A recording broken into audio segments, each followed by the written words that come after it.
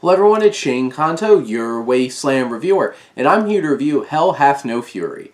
And this is from Wellgo USA distributor, and this is from director Jesse V. Johnson, and focuses on the story of French national Marie DuJardin, who was dating a captain or higher up in the SSS during World War II, but really she was a French rebel and trying to fight for freedom of France, but nobody really knew that, and she was deep undercover doing her thing, and she's been ostracized by her people as a traitor, and then the Americans pick her up, and she leverages the fact that she knows where there's some gold, and this gets way more complicated from there. And Johnson tries to balance utilizing these flashbacks to try to build up the mystery, what's going on, and how all of this came about, because not only do they show up to the cemetery with the Americans, there's some Frenchmen waiting there, there's an ambush, but then there's Germans coming, and it's all this crazy mess of a narrative as it's all weaving together. Are certain people dead? They might not be. There's fake deaths left and right.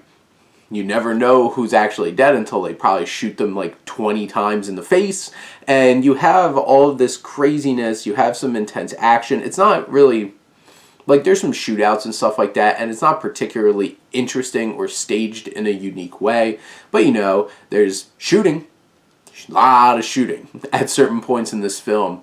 And, there's some solid tension here. It is an intriguing story that's being told here of Marie DuJardin, and Nina Bergman does a great job of portraying this character. She really owns it.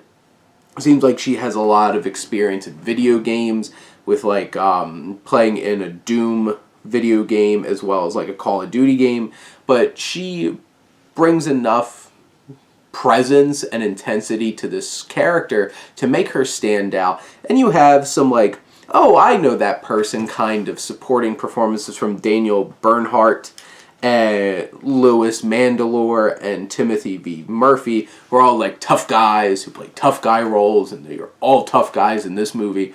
One's a Nazi SSS officer, one is and two of them are American soldiers, and they're there, they're being tough guys, they're going to shoot people, they're going to do tough guy things, they're going to shoot more people, and you get that. There's definitely some interesting back and forth because there's a lot of mystery to what's really going on here, but there's also some other ones that are face-palmingly obvious and ridiculous that wind up happening. You're just oh. But there's a lot going on in this film, a lot of moving pieces, and in general, I think they balance it just enough to make this an interesting and watchable experience. I wouldn't think too much into it, just kind of let it go, because after a while it just gets absurd with everything that they're trying to do. You have one character who's seeing his dead friend, and you're just what's going on here? And after too many people turn out to be alive after being supposedly dead, you kind of lose all sense of actual weight to these actions. But Marie's a cool character. Bergman does a fine job performing as her, and it's an interesting story, even though they spend most of it trying to do suspicious pointing guns at each other and shooting them up. But I don't know if this film really does justice to this real life woman's story, but it was an entertaining time, and I think that's the best you can ask for from this film.